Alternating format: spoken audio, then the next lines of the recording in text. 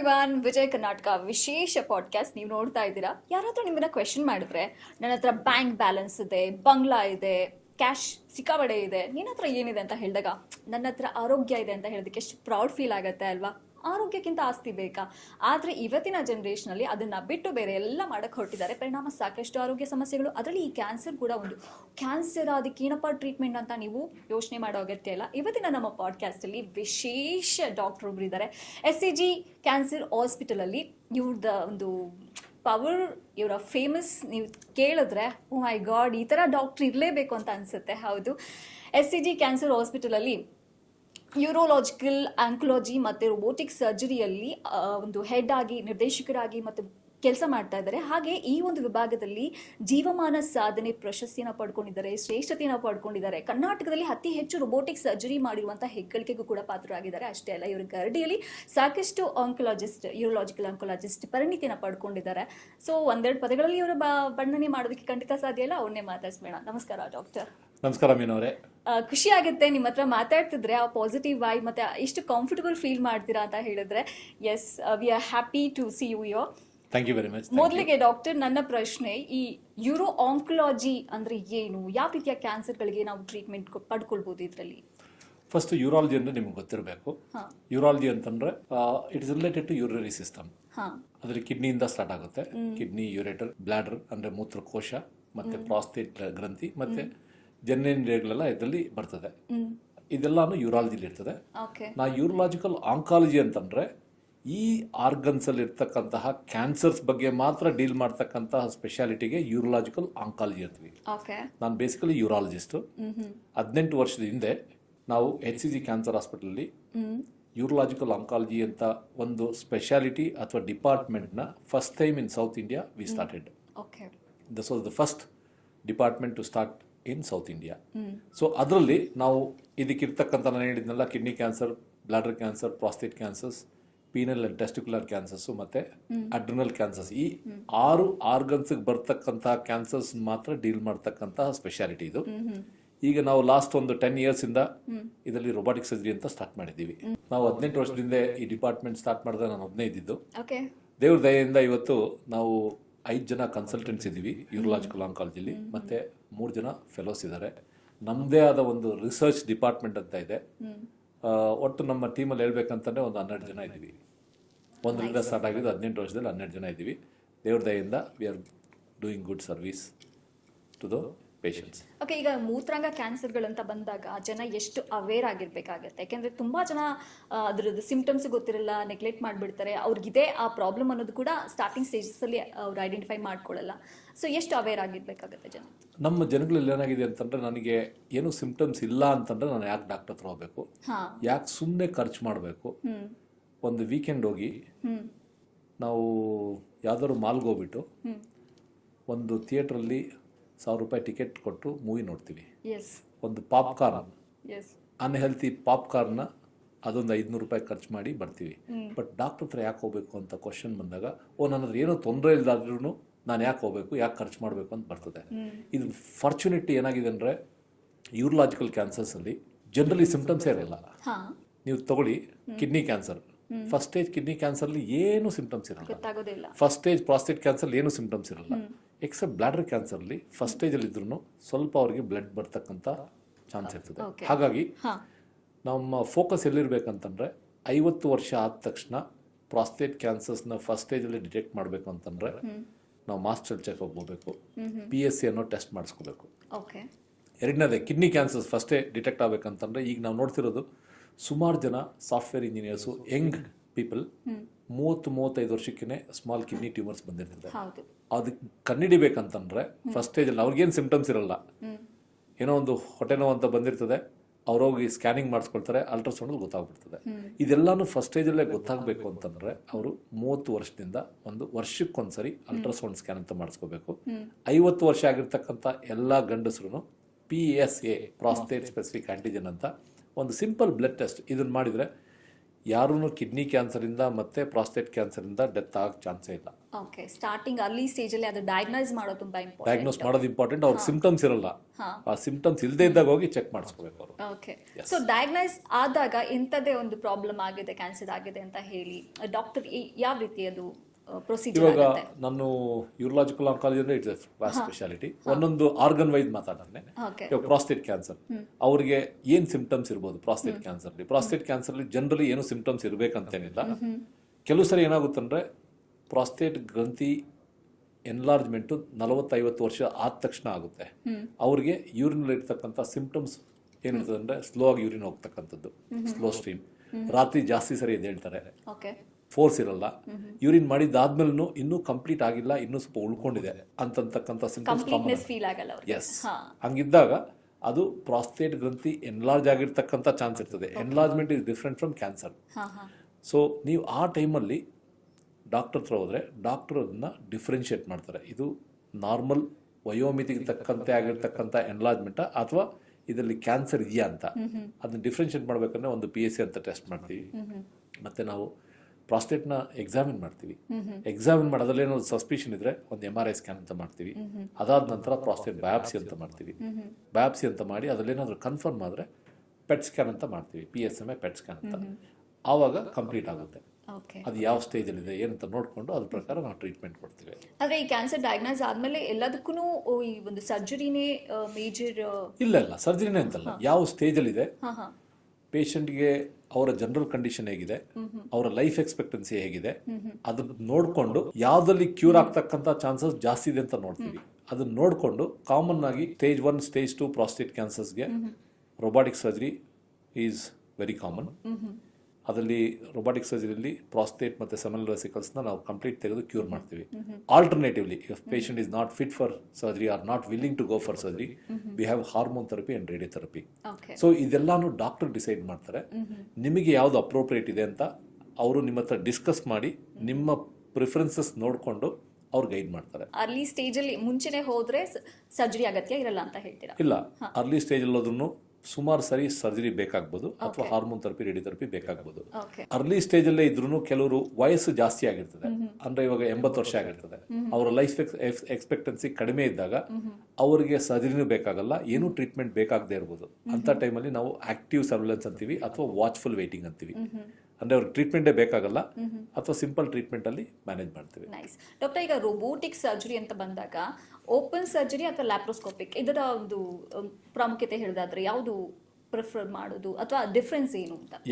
ಇವಾಗ open surgery ಅಂತ ನಿಮ್ಗೆ ಗೊತ್ತಿರಬೇಕು, ದೊಡ್ಡದಾಗಿ ಕಟ್ ಇರ್ತದೆ. ಕಟ್ ಮಾಡಿ ಸರ್ಜನ್ಗೆ ಲಿಮಿಟೇಷನ್ಸ್ ಇರ್ತದೆ. ಒಂದು ಆಂಗಲ್ ಅಲ್ಲಿ ಮಾತ್ರ ನೋಡ್ತಾರೆ. ಯಾವ್ದಾದ್ರು ಆರ್ಗನ್ ಇದ್ರೆ ಆರ್ಗನ್ ಬಿಹೈಂಡ್ ಹಿಂದೆ ಹೋಗಿ ನೋಡ್ತಕ್ಕಂಥ ಆಪ್ಷನ್ಸ್ ಇರಲ್ಲ. ದೊಡ್ಡ ಕಟ್ ಇರೋದ್ರಿಂದ ಬ್ಲೀಡಿಂಗ್ ಜಾಸ್ತಿ ಆಗುತ್ತೆ, ಪೇಯ್ನ್ ಜಾಸ್ತಿ ಇರ್ತದೆ, ರಿಕವರಿ ಟೈಮ್ ತಗೊಳ್ತದೆ. ದೊಡ್ಡ ಕಟ್ ಇರೋದ್ರಿಂದ ದೊಡ್ಡ ಕಟ್ ಕಾಂಪ್ಲಿಕೇಶನ್ಸ್ ಇರ್ತದೆ. ಇದನ್ನೆಲ್ಲ ಪ್ರಿವೆಂಟ್ ಮಾಡಿಕ್ಕೆ ಲ್ಯಾಪ್ರೋಸ್ಕೋಪಿ ಅಂತ ಬಂತು. ಲ್ಯಾಪ್ರೋಸ್ಕೋಪಿಯಲ್ಲೂ limitations are there. The end of the instruments do not move in a way we want. ಅದನ್ನ ರೊಬಾಟಿಕ್ ಸರ್ಜರಿಲಿ ಓವರ್ಕಮ್ ಮಾಡ್ಬೋದು. ರೊಬಾಟಿಕ್ ಸರ್ಜರಿ ಬೆಸ್ಟ್ ಅಂತಂದ್ರೆ ನಾನು ಕುಳಿತುಕೊಂಡಿರ್ತೀನಿ ಆಪರೇಷನ್ ಮಾಡೋದು, unlike laparoscopic surgery. Laparoscopic surgery ನಿಂತ್ಕೊಂಡು ಮಾಡಬೇಕಾಗುತ್ತೆ. ಇಲ್ಲಿ ನಾನು ಕಂಫರ್ಟಬಲ್ ಆಗಿ ಕುಳಿತುಕೊಂಡು ಮಾಡ್ತಿರ್ತೇನೆ. ನನ್ನ ವಿಷನ್ 3D ವಿಷನ್ ಇರ್ತದೆ. ಮ್ಯಾಗ್ನಿಫಿಕೇಶನ್ 10 to 40 ಟೈಮ್ಸ್ ಜಾಸ್ತಿ ಇರ್ತದೆ. ಇಟ್ಸ್ ಲೈಕ್ ಮೈಕ್ರೋಸ್ಕೋಪಿಕ್ ಸರ್ಜರಿ ತರ ಮಾಡ್ಬೋದು. ಜೊತೆಗೆ ರೊಬಾಟಿಕ್ ಸರ್ಜರಿಲಿ unlike laparoscopy the instruments end ಏನಾಗುತ್ತಂದ್ರೆ ಅದು ನನ್ನ ಎಂಡೋ ರಿಸ್ಟ್ ಇನ್ಸ್ಟ್ರೂಮೆಂಟ್ ಅಂತೀವಿ. Tip of the instruments will move like my wrist. So these are the big advantages which translates to best outcomes. When it comes to cancer outcome, cancer cure ಆಗ್ತಕ್ಕಂತಹ chances open ಸರ್ಜರಿಗೆ ಮತ್ತು laparoscopic surgery compare ಮಾಡಿದಾಗ robotic surgery outcomes are better. It is not just cancer outcomes, ಅದರ ಜೊತೆಗೆ functional outcomes ಅಂತೀವಿ. ಅಂದರೆ prostate ಕ್ಯಾನ್ಸರ್ನ operate ಮಾಡಿದಾಗ ಕೆಲವು ಸರಿ ಯೂರಿನರಿ ಇನ್ಕಾಂಟಿನೆನ್ಸ್ ಇರ್ತದೆ ಮತ್ತು ಸೆಕ್ಷುವಲ್ ಡಿಸ್ಫಂಕ್ಷನ್ ಇರ್ತಕ್ಕಂಥ ಚಾನ್ಸ್ ಇರ್ತದೆ. ಅದೆರಡನ್ನೂ ಬೆಸ್ಟ್ ವೇ ಅಲ್ಲಿ ಅಡ್ರೆಸ್ ಮಾಡಿ ಅದನ್ನು ಪ್ರಿವೆಂಟ್ ಮಾಡ್ತಕ್ಕಂತಹ ಆಪ್ಷನ್ಸ್ ರೊಬಾಟಿಕ್ ಸರ್ಜರಿ ಜಾಸ್ತಿ. ಅಂದ್ರೆ ಕಾಂಪ್ಲಿಕೇಶನ್ ಇರಲ್ಲ ಆಫ್ಟರ್ ಸರ್ಜರಿ ಅಂತ ಇಲ್ಲ, ಕಾಂಪ್ಲಿಕೇಶನ್ಸ್ ಇರಬಹುದು. ಓಪನ್ ಸರ್ಜರಿ ಮತ್ತೆ ಲ್ಯಾಪ್ರೋಸ್ಕೋಪಿಕ್ ಸರ್ಜರಿ ಕಂಪೇರ್ ಮಾಡಿದ್ರೆ ರೊಬಾಟಿಕ್ ಸರ್ಜರಿ ಕಾಂಪ್ಲಿಕೇಶನ್ಸ್ ಉತ್ತಮ ಫಲಿತಾಂಶ ಸಿಗುತ್ತೆ. ಮತ್ತೆ ಇನ್ನು ಕೆಲವರು ಸಾಮಾನ್ಯ ಜನರಿಗೆ ಒಂದು ಥಾಟ್ ಇದೆ, ರೊಬೋಟಿಕ್ ಸರ್ಜರಿನ ಎಲ್ಲ ರೋಬೋಟೇ ಮಾಡ್ಬಿಡುತ್ತಾ, ವೈದ್ಯರು ಏನ್ ಮಾಡ್ತಾರೆ ಅಂತ. It's a myth. ಅದಕ್ಕೆ it's called master slave principle ಅಂತೀವಿ. This robot what we operate does not have brain. ನಾವು ಕುಳಿತುಕೊಂಡು 100% ಆಫ್ ದಿ ಸರ್ಜರೀಸ್ ನಾವೇ ಕುಳಿತುಕೊಂಡು ಆಕ್ಚುಯೇಟರ್ಸ್ ಅಂತೀವಿ ಅಥವಾ ಜಾಯ್ಸ್ಟಿಕ್ಸ್ ಅಂತೀವಿ, ಅದನ್ನು ಮೂವ್ ಮಾಡಿದಾಗ the same movements will happen and duplicate with in the patients body in real time. ನಾನು ತಪ್ಪಾಗಿ ಏನಾದರೂ ಈ ಮೂವ್ಮೆಂಟ್ಸ್ ಮಾಡಿದರೆ ತಪ್ಪಾಗೆ ಸರ್ಜರಿ ಆಗುತ್ತೆ. ಸೊ ಹಾಗಾಗಿ surgeon should be experienced, he should know how to perform. ಯಾರೋ ಬಂದು ಕ್ವಾಲಿಫೈಡ್ ಆಗಿರ್ಬೋದು, ಜನರಲ್ ಯೂರಾಲಜಿಸ್ಟ್ ಅದ್ರಲ್ಲಿ ಟ್ರೈನಿಂಗ್ ಇಲ್ಲ ಅಂತಂದ್ರೆ ಅವ್ರು ಬಂದು ಸರ್ಜರಿ ಮಾಡ್ಲಿಕ್ಕೆ ಆಗಲ್ಲ. ಸೊ ಇದಕ್ಕೆ machine is important and man behind the machine who is operating is also very very important. Doctor, ಈಗ ರೊಬೋಟಿಕ್ ಸರ್ಜರಿ ಅಂತ ಹೇಳಿದ್ರೆ ಅದರಲ್ಲಿ ನಮಗೆ ತಿಳಿದಿರೋ ಹಾಗೆ ನಿಖರತೆ ಜಾಸ್ತಿ ಇರುತ್ತೆ ಅಂತ ಹೇಳಿ, ಇದು ಯಾವ ರೀತಿ ಪ್ರಾಸೆಸ್ ಆಗುತ್ತೆ ಹೇಳಿ? ನಾನು ಹೇಳಿದಾಗೆ ಹಾಗೇನೆ, ಒಂದು ನಾನು ಕುಳಿತುಕೊಂಡು ಆಪರೇಟ್ ಮಾಡಿದಾಗ ನನ್ನ ಎಫಿಷಿಯನ್ಸಿ ಜಾಸ್ತಿ ಇರ್ತದೆ. ಆಮೇಲೆ ನನಗೆ 10 to 40 ಟೈಮ್ಸ್ ಮ್ಯಾಗ್ನಿಫಿಕೇಶನ್ ಇದ್ದಾಗ ನಾನು ಮೈನ್ಯೂಟ್ ಡೀಟೇಲ್ಸ್ನು ಅಡ್ರೆಸ್ ಮಾಡ್ತೇನೆ. ಅದ್ರ ಜೊತೆಗೆ ನನ್ನ ಇನ್ಸ್ಟ್ರೂಮೆಂಟ್ಸ್ ಯಾವ ಡೈರೆಕ್ಷನ್ ಬೇಕಾದ್ರೂ, ಇವಾಗ ನಾನು ಸಿಸರಲ್ಲಿ ಕಟ್ ಮಾಡ್ಬೇಕಂದ್ರೆ ಓಪನ್ ಸರ್ಜರಿ ಒಂದು ಡೈರೆಕ್ಷನ್ ಮಾತ್ರ ಕಟ್ ಮಾಡ್ಬೋದು, ಲ್ಯಾಪ್ರೋಸ್ಕೋಪಿಲಿ ಅಷ್ಟೇನೆ. But robotic surgery I can cut like this, I can cut like this, I can cut in any direction. That is the beauty of this. And I can also suture. Flexibility ಜಾಸ್ತಿ ಇರುತ್ತೆ. Yes, ಅದಕ್ಕೆ degrees of freedom ಅಂತೀವಿ. Okay. Open surgery ಮತ್ತು laparoscopic ಸರ್ಜರಿಲಿ very limited degrees of freedom ಇರ್ತದೆ. Laparoscopic ಸರ್ಜರಿಲಿ 4 degrees of freedom ಇರ್ತದೆ, ಇಲ್ಲಿ 7 ಡಿಗ್ರೀಸ್ ಆಫ್ ಫ್ರೀಡಮ್ ಇರ್ತದೆ. So that translates to best outcomes. Okay. So ಹಾಗೆ ಈ ರೊಬೋಟಿಕ್ ಸರ್ಜರಿಗೆ ಒಳಪಟ್ಟಾಗ ಲೇಟರ್ ಆಫ್ಟರ್ ಸರ್ಜರಿ ಗುಣಮುಖ ಆಗೋದು ಅಥವಾ ಅದು ರಿಕವರಿ ಪೀರಿಯಡ್ ಕೂಡ ಕಮ್ಮಿ ಅಂತ ಕೇಳಿದೆ. ಎಸ್, ಯಾಕೆ ಅಂತಂದ್ರೆ ಸಣ್ಣ ಇನ್ಸಿಷನ್ಸ್ ಇರ್ತದೆ, ಪೇಯ್ನ್ ಕಡಿಮೆ ಇರ್ತದೆ, ಬ್ಲಡ್ ಲಾಸ್ ಇರಲ್ಲ. ಹೌದು. ಸೊ ಈಗ ಇದ್ದಾಗ ಏನಾಗುತ್ತಂದ್ರೆ ಪೇಷಂಟ್ ಇವತ್ತು ಸರ್ಜರಿ ಮಾಡಿದ್ರೆ ನಾಳೆನೇ ಬೆಳಗ್ಗೆ ಎದ್ದು ವಾಕ್ ಮಾಡಕ್ ಸ್ಟಾರ್ಟ್ ಮಾಡ್ತಾರೆ. If they are ready, most of the times we discharge them on next day or next day. ಎಂತ ಮೇಜರ್ ಆಪರೇಷನ್ಸ್ ಇದ್ರು ವಿತಿನ್ 2 days ಅಲ್ಲಿ ಮನೆಗೆ ಕಳಿಸ್ಬೋದು. ಸೊ ತಲೆ ಬಿಸಿ ಏನಿರಲ್ಲ, ಅಯ್ಯೋ ಆಪರೇಷನ್ ಸರ್ಜರಿನ ನೆಕ್ಸ್ಟ್ ಏನಪ್ಪ ಲೈಫ್ ಅನ್ನೋದು. ಇಲ್ಲ, ತಲೆ ಬಿಸಿ ಇರಲ್ಲ ಅಂತಲ್ಲ. I don't want to send a wrong message. Okay. It is a surgery. It's a major surgery. But compared to open surgery and laparoscopic surgery, results are faster, recovery is faster, blood loss is less. ಹಾಗಾಗಿ all this translates to better outcomes. So maintenance ನಾವೇನ್ ಮಾಡ್ಬೇಕು ಅದು ಮಾಡಲೇಬೇಕಾಗುತ್ತೆ. Of course ಮಾಡಲೇಬೇಕಾಗುತ್ತೆ. It is a surgery. After all it is a surgery. Yeah, ಮತ್ತೆ ಇದು ಯಾವ ರೋಗಿಗಳಿಗೆ ಸೂಕ್ತ ಅಂತ ಹೇಳ್ಬೋದು? ನನ್ನ ಸ್ಪೆಷಾಲಿಟಿಲಿ if the patient is fit for surgery, ಅದನ್ನ ಅನಸ್ಥೆಟಿಸ್ಟ್ ಮತ್ತೆ ಕಾರ್ಡಿಯಾಲಜಿಸ್ಟ್ ಡಿಸೈಡ್ ಮಾಡ್ತಾರೆ. ಎಸ್, ನೀವು ಸರ್ಜರಿ ಫಿಟ್ ಆಗಿದ್ದೀರಾ ಅಂತ. ಮತ್ತೆ ಸರ್ಜರಿ ಮಾಡೋದಂತಂದ್ರೂ ಅವರ ಲೈಫ್ ಎಕ್ಸ್ಪೆಕ್ಟೆನ್ಸಿ ಜಾಸ್ತಿ ಇರಬೇಕು. 80 ವರ್ಷದವರೆಗೆ ಮಾಡಿ 2 ವರ್ಷ ಇರ್ತಾರೆ ಅಂತಂದ್ರೆ ಅದ್ರಲ್ಲಿ ಉಪಯೋಗ ಇಲ್ಲ. ನಾವು ಸರ್ಜರಿ ಮಾಡಿ ಕ್ಯಾನ್ಸರ್ನ ಕ್ಯೂರ್ ಮಾಡಿದ್ರೆ ಅದರ ಬೆನಿಫಿಟ್ಸ್ ಅವ್ರಿಗೆ ಸಿಗಬೇಕಂದ್ರೆ their life expectancy should be at least 6 to 8 years. Okay, ಆ ಥರದ್ದು ಇದ್ದವ್ರಿಗೆ ಸೆಲೆಕ್ಟ್ ಮಾಡಿಕೊಂಡು ಇದನ್ನ ಮಾಡ್ತೇವೆ. ಫಸ್ಟ್ ನಮ್ಮ ಡಿಪಾರ್ಟ್ಮೆಂಟ್ ಅಲ್ಲಿ ಕಾಮನ್ ಆಗಿ ಮಾಡ್ತಕ್ಕಂಥದ್ದು ಪ್ರಾಸ್ಟೇಟ್ ಕ್ಯಾನ್ಸರ್ ಸರ್ಜರಿ. ಹೈಯೆಸ್ಟ್ ನಾವು ಮಾಡ್ತಕ್ಕಂಥದ್ದು ಪ್ರಾಸ್ಟೇಟ್ ಕ್ಯಾನ್ಸರ್ ಸರ್ಜರಿ. ನೆಕ್ಸ್ಟ್ ಅದು ಬಿಟ್ರೆ ಪಾರ್ಷಿಯಲ್ ನೆಫ್ರೆಕ್ಟಿವಿ ಅಂತ ಮಾಡ್ತೀವಿ. ಅಂದ್ರೆ kidney tumour, small kidney tumours ಇರ್ತದೆ. ಆ ಕಿಡ್ನಿ ಟ್ಯೂಮರ್ಸ್ಗೆ ಬರೀ ಆ ಟ್ಯೂಮರ್ನ ಮಾತ್ರ ತೆಗೆದು ಕಿಡ್ನಿನ ಉಳಿಸ್ತೀವಿ. It's very important. ಮುಂಚೆ ಏನ್ ಮಾಡೋರು ಅಂದ್ರೆ ಒಂದು 3 centimeter ಕಿಡ್ನಿ ಟ್ಯೂಮರ್ ಇದೆ ಅಂದ್ರೆ ಕಿಡ್ನಿನೇ ತೆಗಿಬೇಕಾಗ್ತಿತ್ತು. ಈಗ with this technology and with our experience, not just with the technology and experience, ನಾವು ಬರೀ ಆ 3 centimeter ಟ್ಯೂಮರ್ನ ತೆಗೆದು ಕಿಡ್ನಿ ಉಳಿಸಿರ್ತೀವಿ. ಗಾಡ್ ಕೊಟ್ಟಿರ್ತಕ್ಕಂಥ ಕಿಡ್ನಿ ಉಳಿಸೋದು ವೆರಿ ಇಂಪಾರ್ಟೆಂಟ್. 2 ಕಿಡ್ನಿ ಬೇಕಾಗುತ್ತೆ, ಹಾಗಾಗಿ ಅದು ಮಾಡ್ತೀವಿ. ಥರ್ಡ್, ಬ್ಲಾಡರ್ ಕ್ಯಾನ್ಸರ್ಸ್ ಮಾಡ್ತೀವಿ. ಆ್ಯಂಡ್ ವರ್ಚುವಲಿ ನಮ್ಮ euro oncology is ideally made for robotic surgery. ದೊಡ್ಡ ಕಿಡ್ನಿ ಟ್ಯೂಮರ್ ಇರ್ಬೋದು, ಈವನ್ ಅಡ್ವಾನ್ಸ್ ಟ್ಯೂಮರ್ಸ್ ಇದ್ರೂ ರೊಬಾಟಿಕ್ ಸರ್ಜರಿ ಮಾಡ್ಬೋದು. ಜೊತೆಗೆ penal and testicular ಟ್ಯೂಮರ್ಸ್ಗೂ video endoscopic inguinal lymphadenectomy ಅಂತ ಮಾಡ್ತೀವಿ, ಮತ್ತೆ RPLN ಅಂತ ಮಾಡ್ತೀವಿ. ಸೊ ನೀವು ಒಟ್ಟಾರೆ ಹೇಳ್ಬೇಕಂತಂದ್ರೆ ಕಾಮನ್ ಆಗಿ ಯೂಸ್ ಮಾಡ್ತಕ್ಕಂಥದ್ದು ರೊಬಾಟಿಕ್ ಸರ್ಜರಿ ಟೆಕ್ನಾಲಜಿನ globally is uro oncologist. Yes doctor, ನಾವು ಕಳೆದ ದಶಕಗಳಿಗೆ ಕಂಪೇರ್ ಮಾಡಿದಾಗ like we are ruling global ಈ ಒಂದು ಟ್ರೀಟ್ಮೆಂಟ್ ಅಲ್ಲಿ ಅಂತ ಹೇಳ್ಬೋದು. ಇಂಡಿಯಾದಲ್ಲಿ ಸಾಕಷ್ಟು ಡೆವಲಪ್ಮೆಂಟ್ ಆಗಿದೆ. ಮತ್ತೆ ಅದರ ಒಂದು ಆಧುನಿಕ ತಂತ್ರಜ್ಞಾನ ನೋಡಿದಾಗ ವಿ ಆರ್ ಪ್ರೌಡ್ ಅದ್ರ ಬಗ್ಗೆ. ಬಟ್ ಕೆಲವರು ಯೋಚನೆ ಮಾಡ್ತಾರೆ, ಇಷ್ಟೆಲ್ಲ ಇದೆ, ಆಗಿದ್ರೆ ದುಬಾರಿ ಇರಬಹುದಾ ಅಂತ. ಅಂಥವ್ರಿಗೆ ನಿಮ್ಮ ಉತ್ತರ? ಹೌದು, ಇವಾಗ ನಾವು ಅಮೆರಿಕದಲ್ಲಿ ಏನ್ ಮಾಡ್ತಿದಾರೋ ಅಥವಾ ಯುರೋಪಲ್ಲಿ ಎಲ್ಲಿ ಹೊರದೇಶಗಳಲ್ಲಿ ಏನ್ ಮಾಡ್ತಿದಾರೋ ಆ ಎಲ್ಲ ಸರ್ಜರೀಸ್ನು ನಾವು ಇಂಡಿಯಾದಲ್ಲಿ ಮಾಡ್ತಿದ್ದೀವಿ. ನಾವು ನಿಜವಾಗ್ಲೂ ಯಾವ್ದ್ರಲ್ಲೂ ಕಡಿಮೆ ಇಲ್ಲ. ಈ ಥರ ಟೆಕ್ನಾಲಜಿ ಅಂತ ಬಂದಾಗ ರೊಬಾಟಿಕ್ ಸರ್ಜರಿ ನೀವು ಒಂದು ಹಾಸ್ಪಿಟಲ್ ಮಾಡ್ಬೇಕಂತಂದ್ರೆ ಅಪ್ರಾಕ್ಸಿಮೇಟ್ಲಿ ಒಂದು 8 to 12 crores ಆ ಎಕ್ವಿಪ್ಮೆಂಟ್ಸ್ಗೆ ಇರ್ತದೆ. ಅದನ್ನ ಹಾಸ್ಪಿಟಲ್ ಮತ್ತೆ ರಿಕವರ್ ಮಾಡ್ಕೋಬೇಕಂತಂದ್ರೆ ಅಟ್ಲೀಸ್ಟ್ ಒಂದು ಕೇಸ್ಗೆ, ಒಂದು ಸರ್ಜರಿಗೆ ಅಟ್ಲೀಸ್ಟ್ ಏನಿಲ್ಲ ಅಂತಂದ್ರೂ ಒಂದು 80,000ದಿಂದ 1.2 lakhs ಅಷ್ಟು ಎಕ್ಸ್ಟ್ರಾ ಪೇ ಮಾಡಬೇಕಾಗುತ್ತೆ. ಸೊ ಪೇಷಂಟ್ ಇದನ್ನ ಎಕ್ಸ್ಟ್ರಾ ಕೊಟ್ಟಾಗ ಅವರಿಗೆ ಬೇಗನೆ ಮನೆಗೆ ಹೋಗ್ತಾರೆ.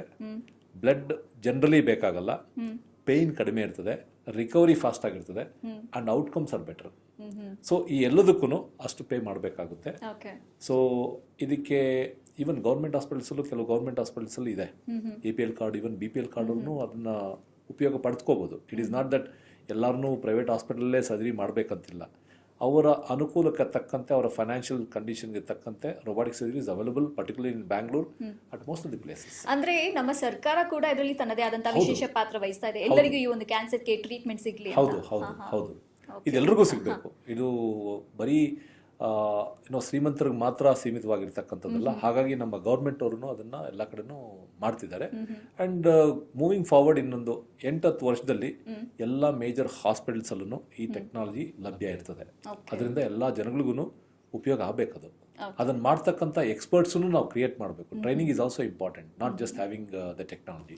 ಮತ್ತೆ ಡಾಕ್ಟರ್, ಮಾನಸಿಕ ಒತ್ತಡ ವ್ಯಕ್ತಿನ ಇನ್ನಷ್ಟು ಕುಗ್ಗಿಸ್ಬಿಡುತ್ತೆ ಅಂತ ನಾವು ಕೇಳಿದೀವಿ. ಅದರಲ್ಲೂ ಎಲ್ಲ ಕ್ಯಾನ್ಸರ್ ಬಗ್ಗೆ ಜನ ಮುಕ್ತವಾಗಿ ಚರ್ಚೆ ಮಾಡ್ತಾರೆ. ಬಟ್ ಈ ಥರ ಒಂದು ಯೂರೋ ಆಂಕೊಲಾಜಿ, ಈ ಥರ ಒಂದು ಕ್ಯಾನ್ಸರ್ ಬಂದಾಗ ಅದನ್ನು ರಿವೀಲ್ ಮಾಡ್ಕೊಳ್ಳೋಕೆ ಅಥವಾ ಹೆಸಿಟೇಟ್ ಫೀಲ್ ಮಾಡ್ಕೊಳ್ತಾರೆ. ಅಂಥ ರೋಗಿಗಳಿಗೆ ನಿಮ್ಮ ಒಂದು ಕಿವಿ ಮಾತು, ಲೈಕ್ ಎಷ್ಟು ಅವ್ರು ಮೆಂಟಲಿ ಪ್ರಿಪೇರ್ ಆಗಬೇಕಾಗುತ್ತೆ, ಸಮಾಜನ ಫೇಸ್ ಮಾಡೋದು. ಇದ್ರ ಬಗ್ಗೆ ನಾನೊಂದು ಅಂಕಿಅಂಶ ಕೊಡ್ಲಿಕ್ಕೆ ಇಷ್ಟಪಡ್ತೀನಿ. ನಮ್ಮ ಇಂಡಿಯಾದಲ್ಲಿ, ಅದರಲ್ಲೂ ಬ್ಯಾಂಗ್ಳೂರ್, ಡೆಲ್ಲಿ ಮತ್ತು ಪೂನಾದಲ್ಲಿ prostate cancer is second commonest. ಗಂಡಸರಲ್ಲಿ second commonest cancer is prostate cancer according to Globocan data. ಅದರ ಅರ್ಥ ಏನಂತಂದರೆ, ನಾವು ಸುಮಾರು ಪೇಷಂಟ್ಸ್ ನೋಡ್ತೀವಿ, ಬಟ್ ಅನ್ಫಾರ್ಚುನೇಟ್ಲಿ ಏನಾಗುತ್ತಂದರೆ ಸುಮಾರು ಜನ ಬರ್ತಕ್ಕಂಥವ್ರಲ್ಲೂ 3rd ಮತ್ತು 4th ಸ್ಟೇಜಲ್ಲಿ ಬರ್ತಾರೆ, ಅವೇರ್ನೆಸ್ ಇಲ್ಲ. ಹಾಗಾಗಿ 100 ಜನಕ್ಕೆ ಡಯಾಗ್ನೋಸ್ ಆದರೆ ನಮ್ಮ ಬ್ಯಾಂಗ್ಳೂರಲ್ಲಿ 68 ಜನ ಪ್ರಾಸ್ಟೇಟ್ ಕ್ಯಾನ್ಸರಿಂದ ಸಾಯ್ತಿದ್ದಾರೆ. ನಾವೇನಾದರೂ ಫಸ್ಟ್ ಸ್ಟೇಜಲ್ಲೇ ಅಥವಾ ಸೆಕೆಂಡ್ ಸ್ಟೇಜಲ್ಲಿ ಇದನ್ನು ಕಂಡುಹಿಡಿದ್ರೆ almost 99 to 100% we can cure this. Okay, ಅದಕ್ಕೆ ಅವೇರ್ನೆಸ್ ಇಸ್ ವೆರಿ ಇಂಪಾರ್ಟೆಂಟ್. ಪೇಷಂಟ್ಸ್ಗೂ ಗೊತ್ತಿರಲ್ಲ. ಅದಕ್ಕೆ ಸುಮಾರು ಆರ್ಗನೈಸೇಷನ್ಸ್ ಇದೆ, ನಾವೇ ಸುಮಾರು ಅವೇರ್ನೆಸ್ನ ಕ್ರಿಯೇಟ್ ಮಾಡ್ತೇವೆ. We have our own NGO called global prostate cancer foundation ಅಂತ ಹೇಳ್ಬಿಟ್ಟು. ಅದನ್ನು ನಮ್ಮ ಪೇಷಂಟ್ಸೇ ರನ್ ಮಾಡ್ತಿದ್ದಾರೆ.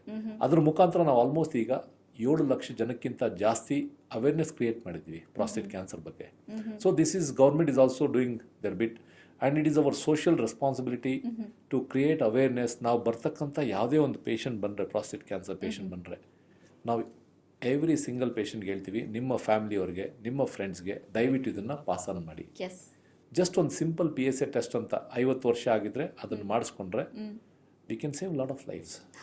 ಕೆಲವರಿಗೆ ಅನ್ನೆಸರಿ ಇರ್ತದೆ, ಆ PSA ನಾರ್ಮಲ್ ಬಂದಿದೆ ಅಂದ ತಕ್ಷಣ ನಾನು ಸ್ಪೆಂಡ್ ಮಾಡಿದೆ, 1000 ರೂಪೀಸ್ ಸ್ಪೆಂಡ್ ಮಾಡಿದೆ, ನನಗೇನು ಯೂಸ್ ಆಗಿಲ್ಲ ಅಂತ. But it is like helmet.